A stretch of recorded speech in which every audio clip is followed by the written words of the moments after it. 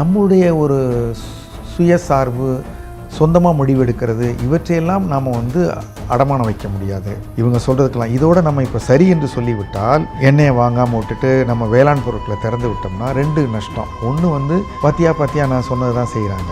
ஏற்கனவே நான் தான் போரை முடித்தேன்னு சொல்லி அவர் நோபல் பிரைஸுக்கு முயற்சி பண்ணுறாரு. பாகிஸ்தான் ஆமாம் நீ தான் சொன்னேன்னு சொல்கிறான். அவங்களுக்கு உண்மை அது.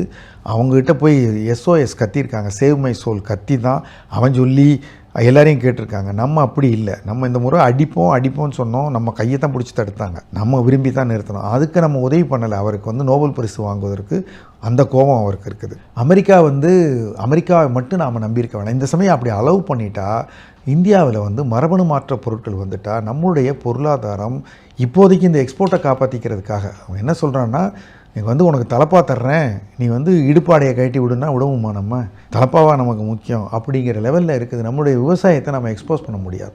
நம்மளுடைய குறைந்தபட்ச செலவில் வாழ்ந்துக்கிட்டு இருக்க மக்களை நம்ம கெடுக்க முடியாது. ஸோ விவசாயிகளையும் சிறு குறு தொழிலையும் காப்பாற்ற வேண்டும் என்றால் அமெரிக்கா கேட்கறது என்ன வேணால் எங்கே வேணால் வாங்கிட்டு போகலாம்.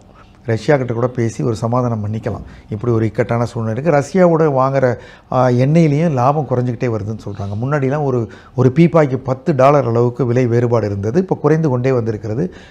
அதுக்கு இன்சூரன்ஸ் எல்லாம் வேறு இருக்குது. அவங்க வர வழியில் அடித்தாடிப்பானுங்கன்னு எல்லாம் சேர்த்தா ஒரு $4 அப்படி தான் வருங்கிறாங்க. $2-4 அது வேண்டுமானால் நட்டப்பட்டு போயிடும். ஏன்னா இவ்வளவு பிரச்சனை பண்ண பிறகு இந்த ட்ரம்ப்பு மாறணும்னா அவருக்கு ஒரு ஃபேஸ் சேவிங் வேணும். அவர் முகத்தை காப்பாற்றிக்கணும். அவர் ஒன்றுமே இல்லாமல் இறங்கி வர்ற அளவுக்கு அவர் விட மாட்டார். அவருடைய ஈகோ விடாது. வெற்றின்னு அவர் கத்திட்டு தான் நமக்காக இறங்கி வரணும்.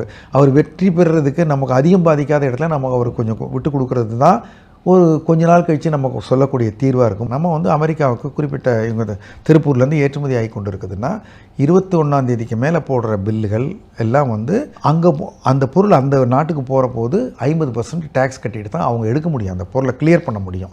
அப்போ நம்ம $100 அனுப்புகிற பொருள் அங்கே இப்போதைக்கு ஒரு 10%, 12%லேயே இருந்ததுன்னா 112ன்னு எடுப்பாங்க கிளியரன்ஸில். நடுவில் அவர் சொன்னதுபடி 137ன்னு எடுத்திருப்பாங்க. 100 + 12 + அல்லது 125ன்னு எடுத்திருப்பாங்க. எல்லாம் சேர்த்து 25. இப்போ 150ன்னு எடுப்பாங்க. ஒன்று நம்முடைய அந்த பொருளை அங்கே இருக்கிற மக்கள் கூடுதல் விலை கொடுத்து வாங்க தயாராக இருக்கணும். ஒரு ப்ரீமியம் ப்ராடக்டாக இருக்கணும். அது வேறு யார்கிட்டையும் கிடைக்காமல் இருக்கணும். பங்களாதேஷ்லேருந்தோ வேறு எங்கேருந்தோ கிடைக்காம தான் நம்மகிட்ட வாங்கிடுவாங்க.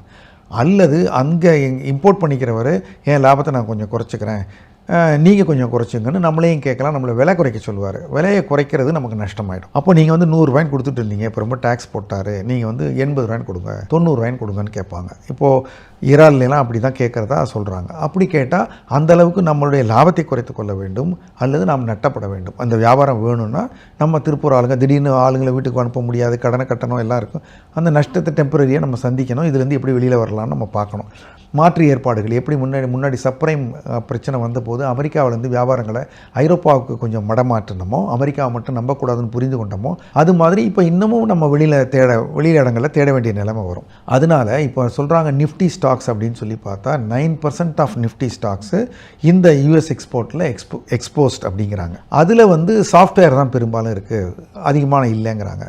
மேபி ஜுவல்லரி எக்ஸ்போர்ட் பண்ணுறவங்க அவங்க கொஞ்சம் இருக்கலாம், அவங்களுக்கும் இந்த பாதிப்பு இருக்கலாம். ஸோ அவங்களுடைய ஒன்று ப்ராஃபிட் மார்ஜின் கம்மியாகும், அல்லது அவங்க எக்ஸ்போர்ட் வால்யூம் கம்மியாகிடும், அல்லது அவங்க லாஸுக்கே வந்துடுவாங்க.